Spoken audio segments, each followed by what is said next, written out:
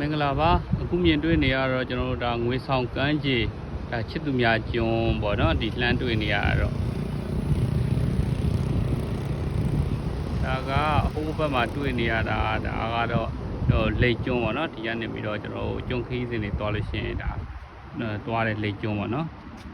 ကျွန်တော်ဒီကနေပြီးတော့ဒီဘက်ကိုကျွန်တော်လှမ်းကြည့်လိုက်မယ်ဆိုတော့ဒီဘက်မှာမီးပြတိုက်ရှိတယ်ပေါ့ဒီဘက်မှာဟိုတယ်တွေယူကလတ်တို့သစီတို့အိဇဲတို့ပေါ့နော်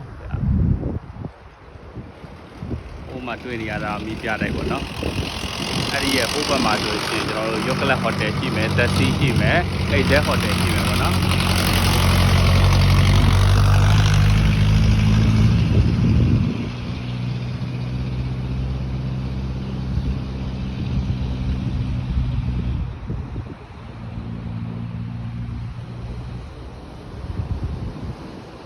အခုချိန်ရေကျနေတယ်ဆိုတော့ကျွန်တော်ချစ်သူများကျွန်းကိုလမ်းလျှောက်ပြီးသွားမယ်ဆိုလို့ရှိရင်လည်းဒါ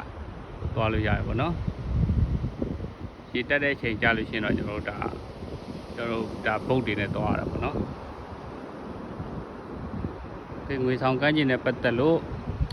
ဗီဒီယိုလေးတွေဒီလိုမြင်ကွင်းလေးတွေကိုကျွန်တော်အချိန်ရရင်ရသလိုရိုက်ပြီးတော့တင်ပေးသွားပါမယ်အားလုံးကြည့်ရှုပေးတဲ့တယောက်ချင်းစီတိုင်းကိုကျေးဇူးအများပဲတင်ရှိပါတယ်ခင်ဗျာ